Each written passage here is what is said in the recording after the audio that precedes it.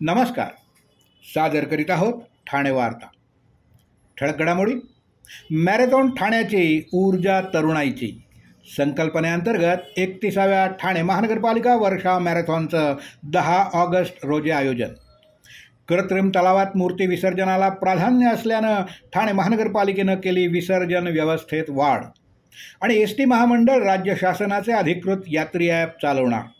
परिवहन मंत्री प्रताप सरनाईक यांचं प्रतिपादन. आम्हाला फेसबुक आणि यूट्यूबवर फॉलो करायला मात्र विसरू नका. तर पाहूया ठळक घडामोडी विस्तृतपणे, पण काही क्षणातच. रोज रोज तेच राजकीय कार्यक्रम बघून कंटाळलात ना? अहो, मग ठाणे वार्ता श्रीस्थानक आता तुम्हाला नवनवीन कार्यक्रमांचा आनंद लुटण्याची संधी देते. आपल्या घरातील लग्न, मुंज, कोणतंही शुभकार्य अशा विविध घटनांचा आनंद आपण ठाणे वार्ता श्रीस्थानक वाहिनीवर लुटू शकता आणि सगळ्यांपर्यंत पोहोचवू शकता. यासाठी फक्त एवढंच करायचं, या दूरध्वनी क्रमांकावर संपर्क साधायचा. आपले कार्यक्रम आमच्यापर्यंत सगळ्यांपर्यंत पोहोचवायचे. आपण पाहत आहात श्रीस्थानक वाहिनी, ठाणे जिल्ह्याचं मुख्य व्यासपीठ. ठाणे वार्ता पहा श्रीस्थानक वाहिनीवर. आता सकाळी 9:15 पासून रात्री 9:15 पर्यंत ठाणे वार्ता, ठाण्यातील पहिलं दृकश्राव्य माध्यम. ठाणे वार्ता आणि श्रीस्थानक वाहिनीचं लाईव्ह स्ट्रीमिंग. ठाणेवार्ता.com वरील लाईव्ह स्ट्रीमवर क्लिक करा आणि अगदी मोबाईलवरही ठाणे वार्ता श्रीस्थानक वाहिनीचा आनंद लुटा. यासाठी आमचं ॲप डाउनलोड करा. ठाणे वार्ता पहा श्रीस्थानक वाहिनीवर. आता सकाळी 9:15 पासून रात्री 9:15 पर्यंत ठाणे वार्ता, ठाण्यातील पहिलं दृकश्राव्य माध्यम. आपण पाहत आहात श्रीस्थानक वाहिनी, ठाणे जिल्ह्याचं मुख्य व्यासपीठ. ठाण्यासह संपूर्ण महाराष्ट्रात प्रसिद्ध असलेली 31वी ठाणे महानगरपालिका वर्षा मॅरेथॉन यावर्षी 10 ऑगस्ट 2025 रोजी होणार आहे. यंदा देखील स्पर्धेत टाईम टेक्नॉलॉजीचा वापर 21 किलोमीटर पुरुष आणि महिला तसंच 18 वर्षावरील 10 किलोमीटरच्या स्पर्धेसाठी करण्यात येणार आहे. सदरची स्पर्धा मॅरेथॉन ठाण्याची ऊर्जा तरुणाईची या घोषवाक्याखाली आयोजित करण्यात आली असून राष्ट्रीय आंतरराष्ट्रीय धावपटूंसह जवळपास 25,000हून अधिक धावपटू त्यात धावतील असा विश्वास आहे. या स्पर्धेत महानगरपालिकेचे अधिकारी, कर्मचारी, लोकशाहीचा चौथा स्तंभ असलेल्या पत्रकारांसह जास्तीत जास्त नागरिकांनी सहभागी व्हावं असं आवाहन अतिरिक्त आयुक्त संदीप माळवी यांनी आज झालेल्या पत्रकार परिषदेत केलं. महानगरपालिकेच्या नरेंद्र बल्लाळ सभागृहात झालेल्या पत्रकार परिषदेत उपायुक्त उमेश बिरारी, मिनल पालांडे, मुख्य वैद्यकीय अधिकारी डॉक्टर प्रसाद पाटील उपस्थित होते. रविवार दिनांक 10 ऑगस्ट रोजी सकाळी 6:30 वाजता महानगरपालिका मुख्यालय चौकातून या स्पर्धेला प्रारंभ होणार आहे. सदरची स्पर्धा विविध 12 गटात घेण्यात येणार असून मॅरेथॉन स्पर्धेसाठी ऑफलाईन नोंदणी एकूण 13,860 इतकी झाली आहे. महानगरपालिका अधिकारी, कर्मचारी आणि लोकप्रतिनिधी यांच्यासाठी 1 किलोमीटरची कॉर्पोरेट रन ठेवण्यात आली असून या स्पर्धेत महानगरपालिका अधिकारी, कर्मचारी तसेच लोकप्रतिनिधी यांनी मोठ्या प्रमाणावर सहभागी व्हावं असं आवाहन करण्यात आलं आहे. यंदाची ठाणे महानगरपालिका ही 6 वर्षांनी होते. स्पर्धेच्या दिवशी वातावरण निर्मिती आणि स्पर्धा सुरू होण्यापूर्वी स्पर्धेकरता सरावासाठी झुंबा वर्कआउटचं आयोजन करण्यात आलं आहे. महानगरपालिका मुख्यालयासमोर उभारण्यात येणाऱ्या स्टेजसमोर झुंबा वर्कआउट होणार आहे. या स्पर्धेत ठाणे महानगरपालिका शाळांमधील विद्यार्थी सहभागी होणार असून या विद्यार्थ्यांना ने-आण करण्यासाठी परिवहनच्या बसेसची सोय उपलब्ध करून देण्यात आली आहे. स्पर्धकांना सदर स्पर्धेमध्ये सहभागी होण्यासाठी वेळेत पोहोचता यावं यासाठी रविवार 10 ऑगस्ट रोजी सकाळी 5 वाजता बदलापूर ते ठाणे आणि दुपारी 1 वाजता ठाणे ते बदलापूर अशी विशेष लोकल सेवा उपलब्ध करून देण्यात आली आहे. उच्च न्यायालयाच्या आदेशाप्रमाणे 6 फुटांपर्यंतच्या सर्व गणेश मूर्तींचं विसर्जन कृत्रिम तलावात करण्यात येणार आहे. तर 6 फुटांपेक्षा जास्त उंचीच्या मूर्ती नैसर्गिक जलस्रोतात विसर्जित करता येणार आहेत. त्यामुळे कृत्रिम तलाव आणि फिरत्या विसर्जन व्यवस्थेत वाढ करण्यात आली आहे. गेल्या वर्षीपेक्षा 1.5 पटीनं जास्तीची विसर्जन व्यवस्था ठाणे महानगरपालिकेतर्फे करण्यात येत असल्याची माहिती महानगरपालिका आयुक्त सौरभ राव यांनी दिली आहे. राज्य उत्सवाचा दर्जा मिळालेला गणेशोत्सव यंदा देखील दरवर्षीच्याच उत्साहानं साजरा करूया. नागरिकांची कोणतीही गैरसोय होणार नाही याची काळजी घेऊनच गणपती बाप्पाच्या आशीर्वादानं उत्सव निर्विघ्नपणे साजरा करूया असं आवाहन देखील आयुक्त सौरभ राव यांनी केलंय. ठाणे महानगरपालिकेच्या वतीनं मंगळवारी महानगरपालिका मुख्यालय येथील नरेंद्र बल्लाळ सभागृहात पर्यावरणपूरक गणेशोत्सव 2025 या आयोजनासाठी एका बैठकीचं आयोजन करण्यात आलं होतं. महानगरपालिका आयुक्त सौरभ राव यांच्या अध्यक्षतेखाली झालेल्या या बैठकीला गणेशोत्सव मंडळांचे प्रतिनिधी, विक्रेते आणि स्वयंसेवी संस्थांचे प्रतिनिधी उपस्थित होते. उच्च न्यायालयाचे आदेश आणि कृत्रिम तलावांकडे वाढणारा ओढा लक्षात घेऊन महानगरपालिकेनं यावर्षी अतिरिक्त विसर्जन व्यवस्था केली आहे. प्रभाग समितीनिहाय आणि पोलीस स्थानकनिहाय होणाऱ्या गणेशोत्सव मंडळांच्या बैठकांमध्ये आणखी सूचना आल्यास त्याचा देखील समावेश विसर्जन व्यवस्थेत केला जाईल असं आयुक्त राव यांनी स्पष्ट केलं. गणेश भक्तांचा उत्साह वाढत असून त्याचबरोबरीनं पर्यावरण विषयक जागरूकता देखील वाढते. गेल्या वर्षी केलेल्या फिरत्या हौद विसर्जन व्यवस्थेचं नागरिकांनी उत्स्फूर्त स्वागत केलं.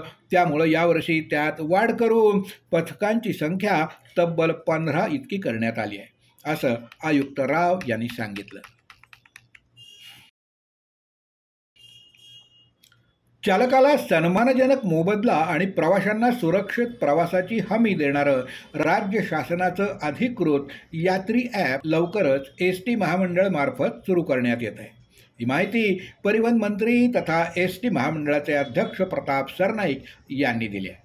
ते मंत्रालयातील आपल्या दालनामध्ये केंद्र आणि राज्य शासनाच्या ॲग्रिगेटेड पॉलिसी म्हणजेच समुच्चयक धोरण अधीन राहून राज्य शासनाचं यात्री ॲप बनवण्याच्या अंतिम मसुद्यावरील चर्चेत बोलत होते. राज्य सरकारनं मराठी तरुणांना रोजगाराच्या संधी उपलब्ध करून देणं, भरमसाठ नफा कमवून प्रवासी आणि चालकांना वेठीस धरणाऱ्या खाजगी कंपन्यांच्या जोखडातून मुक्त करण्याच्या प्रामाणिक हेतूनं आधुनिक तंत्रज्ञानावर आधारित प्रवासी ॲप बस, रिक्षा, टॅक्सी आणि ई-बस या वाहन सेवाकरता सुरू करण्याचं निश्चित केलं आहे. सदरचं ॲप राज्य शासनाच्या परिवहन विभागाच्या सहकार्यानं SD महामंडळामार्फत सुरू करण्यात येईल.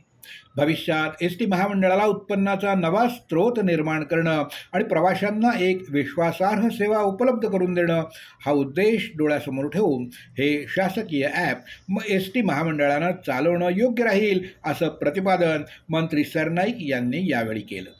या ॲपला जय महाराष्ट्र, महाराईड, महायात्री, महागो, छावा राईड यापैकी एखादं नाव देण्याबाबत चर्चा झाली. नवीन शासकीय ॲपला छावा राईड ॲप हे नाव द्यावं असं सर्वानुमते ठरलं असल्याचं मंत्री प्रताप सरनाईक यांनी सांगितलं. रोज रोज तेच राजकीय कार्यक्रम बघून कंटाळलात ना? अहो, मग ठाणे वार्ता श्रीस्थानक आता तुम्हाला नवनवीन कार्यक्रमांचा आनंद लुटण्याची संधी देते.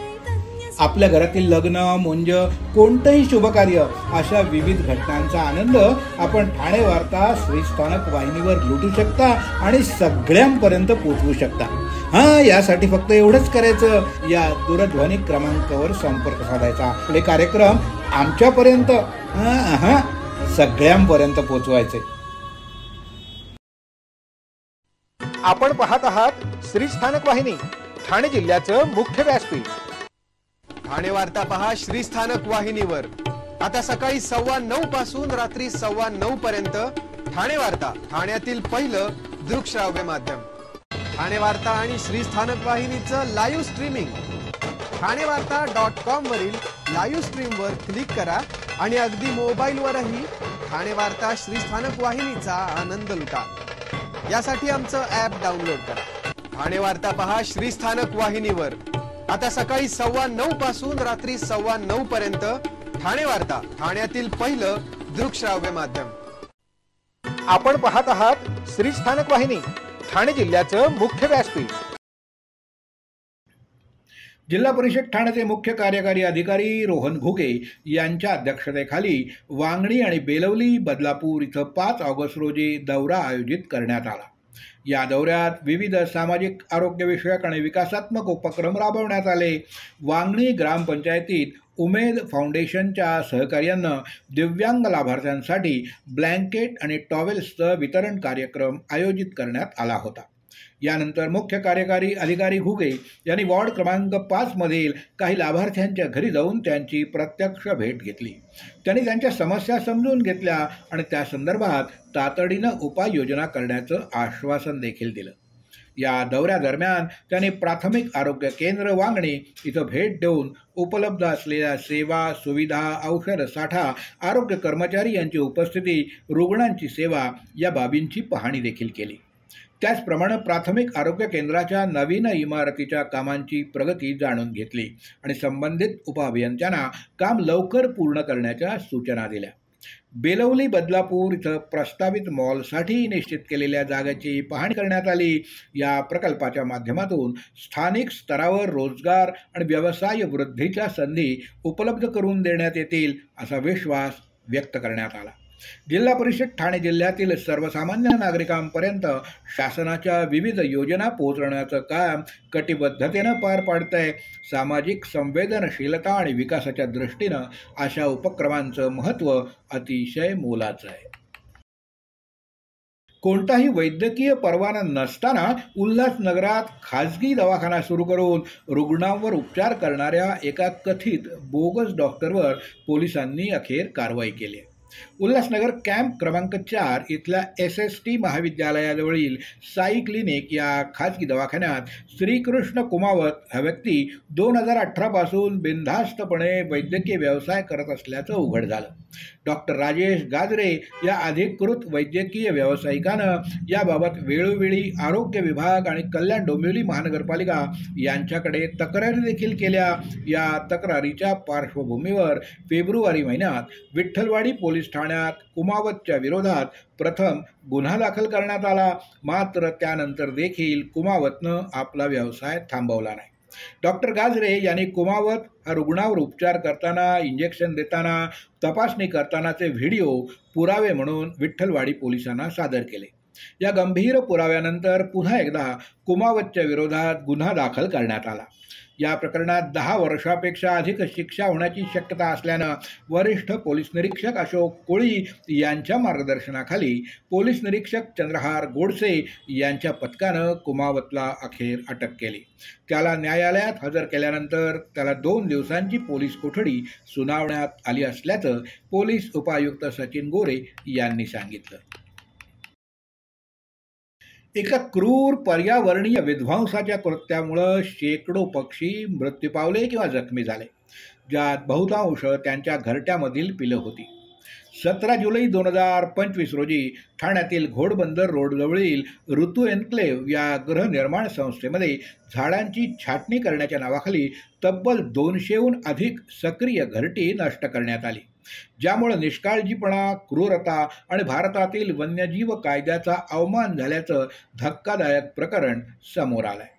जागरूक नागरिकांनी आता गृहनिर्माण संस्थेचे अध्यक्ष, सचिव आणि कंत्राटदार यांच्यावर कठोर कारवाईची मागणी करून तातडीनं फौजदारी तक्रारी दाखल केल्या। ही कारवाई ऋतू एन्क्लेव्ह फेडरेशननं मंजूर केली होती आणि त्यांच्या नेमलेल्या कंत्राटदारानं ती पूर्ण केली।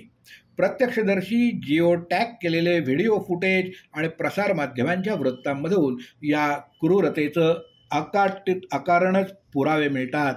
100हून अधिक पक्षी, पिल्लं आणि अंड्यांमध्ये असलेले पक्षी मृत्यू पावले किंवा जखमी झाल्याची पुष्टी आहे।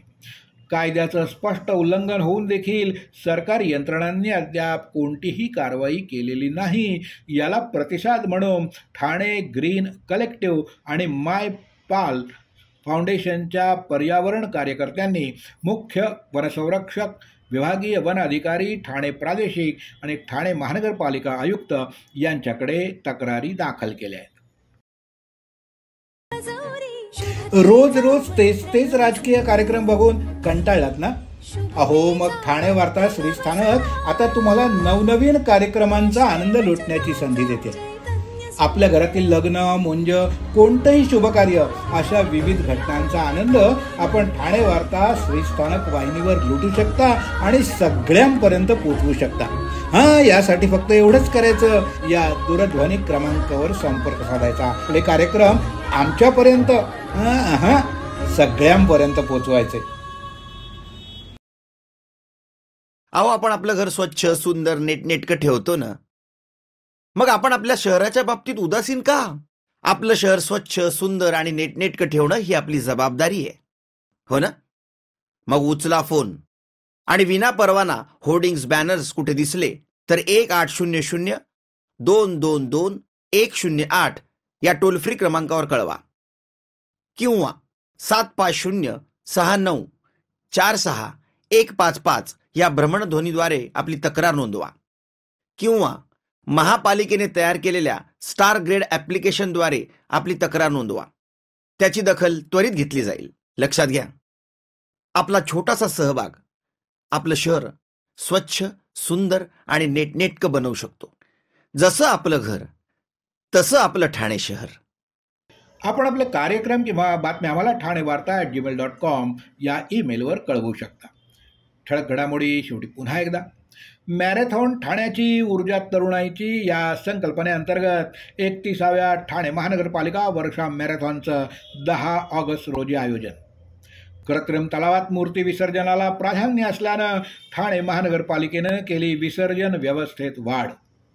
आणि एस टी महामंडळ राज्य शासनाचं अधिकृत यात्री ॲप चालवणार, परिवहन मंत्री प्रताप सरनाईक यांचं प्रतिपादन. या होत्या ठाणे वार्ता. आपली एखादी बातमी बघायची राहून गेली असेल तर आपण ठाणेवार्ता.in या आमच्या संकेतस्थळाला किंवा आमच्या फेसबुक पेज तसंच यूट्यूब चॅनलला अवश्य भेट द्या. तर मग पुन्हा भेटूया पुढल्या बातमीपत्रात, फक्त श्री स्थानक वाहिनीवर. धन्यवाद.